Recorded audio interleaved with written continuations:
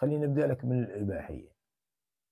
شوف، أولا يا أخي ما يحتاج للإباحية سلسلة صدقا، ولا يحتاج إلى حتى مقاطع كثيرة، لكن بما أن الناس بعضهم يحب أنه يضيع وقته في العلاج، كأنه عنده مشكلة كبيرة جدا اسمها الإباحية. هي لا مشكلة كبيرة ولا شيء، الناس هي ضخمت من عنده، خلاص الأمر محرم ثم تنصرف وانتهت الإشكالية.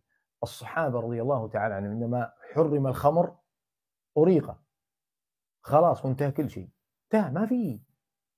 ما تسمع لي سلاسل كبيرة الإباحية وكيف تتخلص منها والإدمان، وتسمع الفلاني هذا عثمان مدري شو اسمه، هذا رشاد ومدري ايش، سلسلة طويلة، سلسلة في التعافي.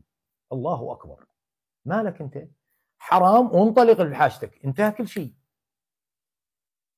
أنت قاعد تصعب الأمور، وأنت الذي تطيل الطريقة. أنت أيها المبارك إذا أدمنت على شيء أنت الذي تطيل الطريق. قبل قالوا الدخان حرام، بعضهم قال حرام، خلاص رمى الدخان وانتهى ومشي. كيفية التخلص من الدخان: تجيب برتقال وتجيب عرق سوس، ولازم تمسك العرق السوس ومن تشتهي السيجارة تمص بخشبة عرق السوس. والله أحد العلاجات أشكله اللي هو أنت كل ما اشتهيت الدخان جيب عرق سوس وتمص شو اسمه بهذه الخشبة، خلاص ارمي وانتهت الإشكالية. الله يحفظك ويرعاك. الإدمان الإباحي أنا أضرب لك مثلا ضربه غيري، مو أنا، يعني ليس من شو اسمه من عندي، لكن يضربونه من جماعة علم النفس. إيش يقولون؟ يقولون أنت جوعان، جائع، أنت جوعان وترى أمامك طعام من ألذ الأطعمة، وأمامك واحد يأكل بالطعام ويتلذذ بالطعام، وأنت تنظر إليه ما تفعل شيء، فقط تنظر إليه. تخيل هذا الموقف أيها ايش اسمه المبارك، أيها ايش الرجل الذي يشاهد الأفلام الماهي طيبة. هذا الشخص أمامك ويأكل ما لذ وطاب من أصناف ايش الأطعمة، وأنت تشاهده وأنت جوعان جائع. عندما ينتهي من الطعام ايش يصير بك انت؟ ايش يصير بك؟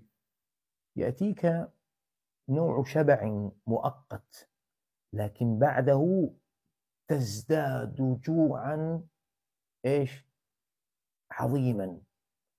وبعد هذا الشعور يجيك شعور اللي هو انك لا ترى نفسك شيئا، يقولون وهم يسمون احتقار نفسك، تحتقر نفسك، تحس روحك ذليل.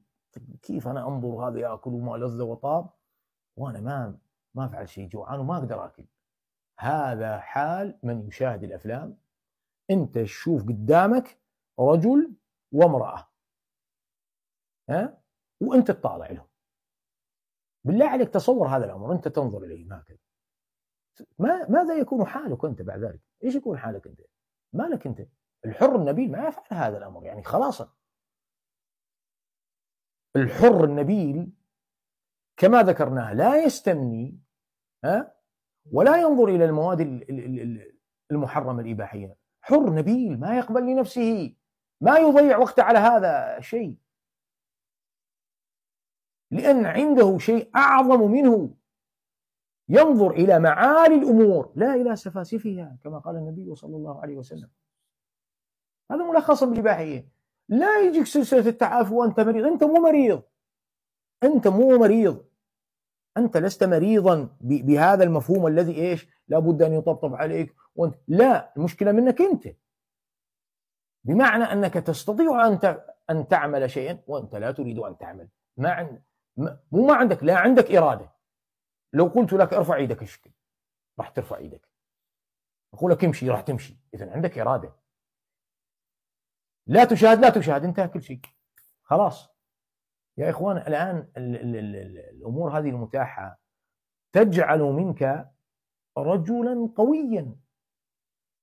يا أيها الذين آمنوا ليبلونكم الله بشيء من الصيد تناله ايش؟ ايديكم ورماحكم ليعلم الله من يخافه بالغيب. انت قاعد وحدك وما حد يشوفك الا الله سبحانه وتعالى. هنا لازم انت تفعل ايش؟ عبودية المراقبة، ان الله يطلع علي، يطلع علي، هذا يؤذيني. اما انت اريد سلسلة كاملة في علاج الإباحية. انت تريد من الناس ان تأخذ بيدك؟ يا اخي انت طلع روحك من هذه الحفرة، كالذي ينزل في حفرة فإذا به يذم ايش؟ من حفر الحفرة. او لا، حاول اطلع من الحفرة، اطلع منها، لا تنادي طلعوني طلعوني، لا، انت اطلع منها. فهذا الأمر يا أحبتي مرجعه للشخص نفسه. وأنا أقولها كما قال ابن حزم رحمه الله على أن الحر لا يستمني، الحر ما يفعل العادة السرية. الذي كان يفعل العادة السرية فيما سبق العبد، لأن العبد ما يستطيع أن يتزوج إلا إيش؟ بإذن سيده أو سيده يزوجه، ما عدا ذلك ما يستطيع، فيستمني. أما أنت حر، حر يا شيخ، حر نبيل. أنت عارف شنو سمات الأحرار؟ شنو تعرف سمات الرجال الأشاوس؟ شنو تستمني أنت؟ مالك أنت مضيع هذا الأمر على إيش؟ على إيش؟ وعلى فيلم إباحي؟ الله أكبر يا أخي. ما ويجي واحد مرات يقول لي يا أخي الرجال الآن إلا من رحم ربي، ما أريد أقول الكلمة.